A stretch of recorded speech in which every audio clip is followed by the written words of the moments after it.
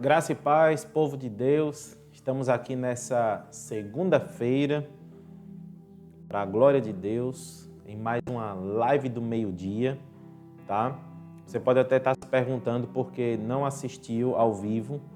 Eu estava com um problema na internet, então por isso eu decidi fazer a gravação e colocar aqui para vocês depois. Então, em algum horário você está assistindo, você comente se está assistindo de tarde, se está assistindo à noite, tá bom?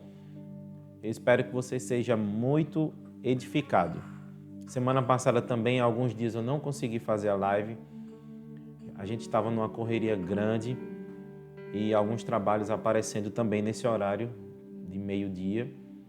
Mas essa semana eu me comprometo com você, independente de feriado, do que vai acontecer, até sexta-feira estaremos aqui trazendo uma mensagem, se assim Deus permitir, para você, um alimento fresquinho diário, amém?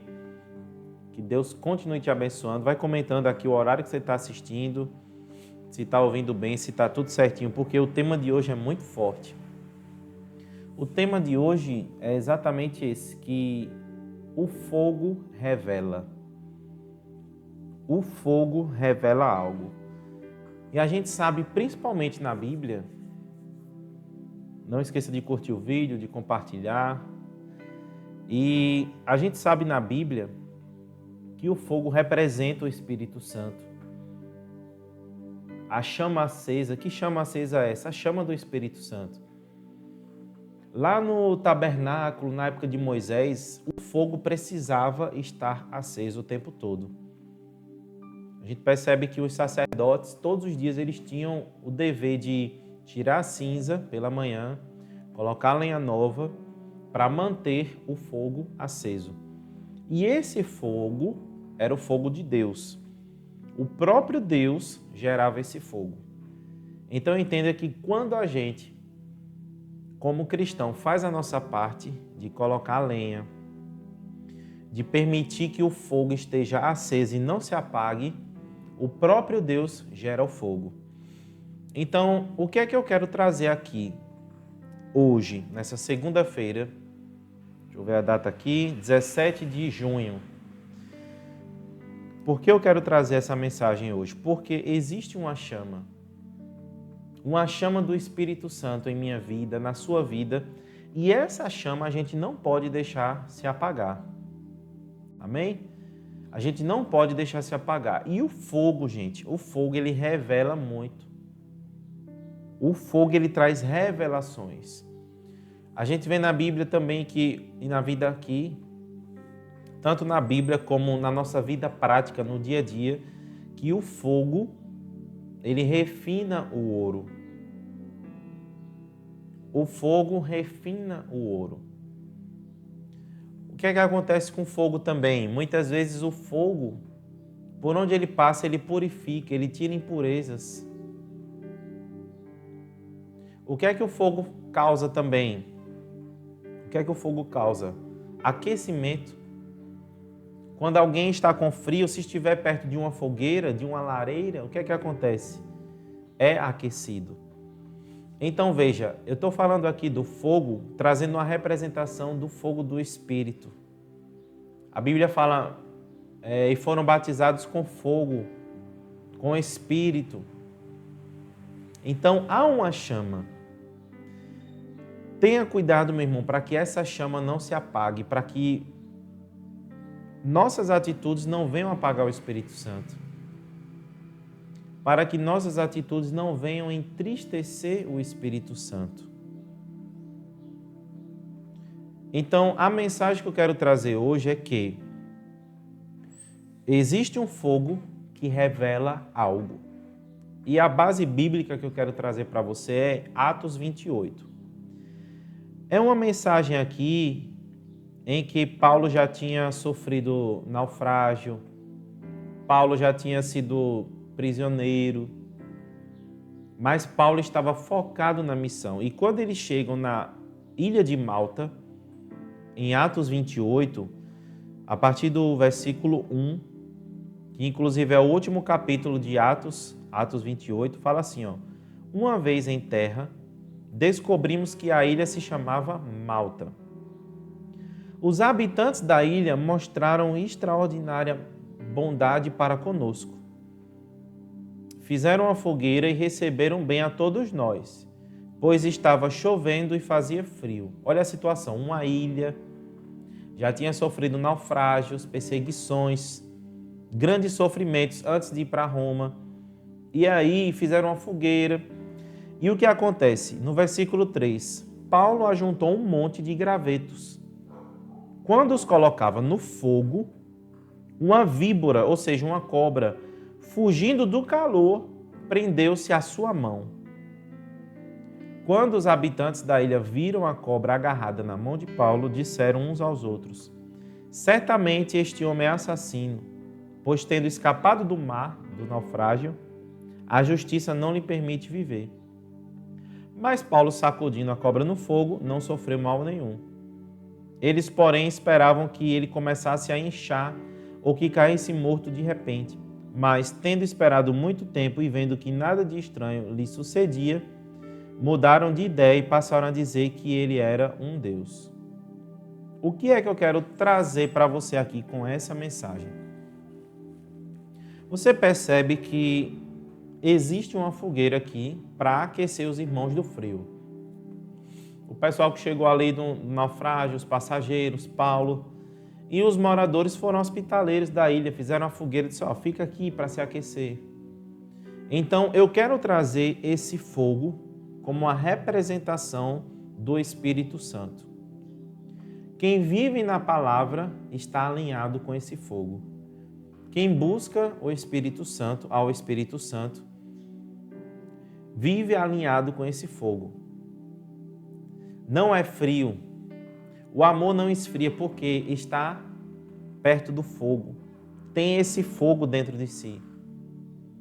Agora, qual é a estratégia do nosso adversário? Do adversário de nossas almas. Qual é a estratégia dele? Presta bem atenção. A estratégia do adversário de nossas almas é que nós sejamos enganados, e não é de hoje. Você vê que lá no Éden, ele aparece, o adversário, Satanás, ele aparece em forma de uma serpente, uma víbora. E aqui o que é que acontece?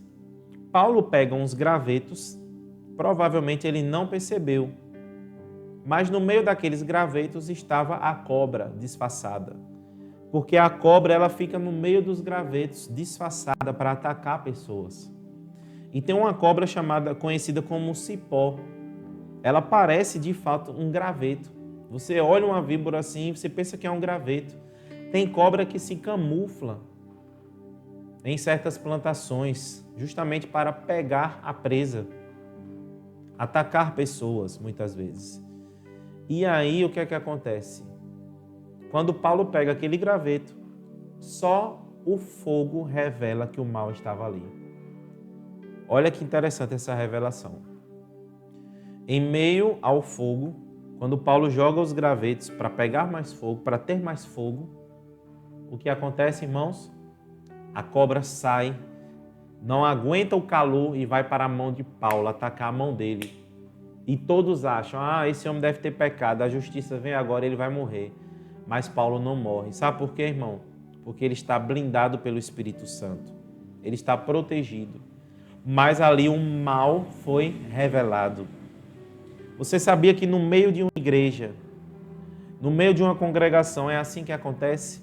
Em um lugar que prega a palavra, em um lugar que vive em santidade, que tem o fogo do Espírito Santo, quem está em pecado, se não se arrepender, não consegue ficar naquele lugar.